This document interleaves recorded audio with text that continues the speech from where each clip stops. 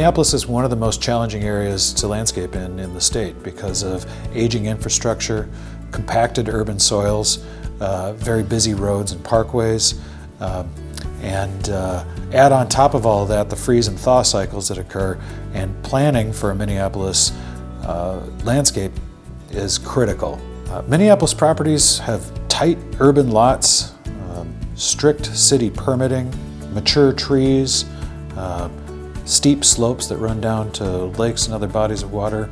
There are a lot of considerations for Minneapolis landscaping. Neighborhoods like Longfellow, Nokomis, Linden Hills often have rules for the use of the boulevards. They have utilities running all through the ground and overhead, and also very strict rules from the city about what is and isn't permitted. In Minneapolis, we offer lawn care services, bee lawn installation, garden maintenance, and design and installation of patios, walkways, retaining walls, decks, and fences. We always start with an on-site consultation to understand our client's needs as well as the drainage of a particular site.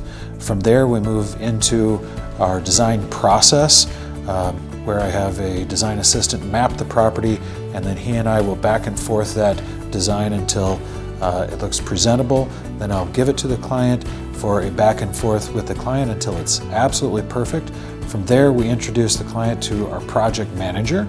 The project manager then takes that design and works directly with the client all the way through completion of the installation.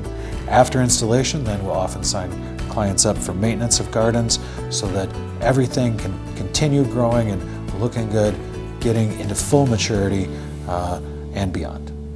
We've worked in Minneapolis neighborhoods for over 67 years. We understand permitting needs, we understand the unique feel of each neighborhood in the city, and we understand the needs of clients on the tight urban lots that are presented in the city.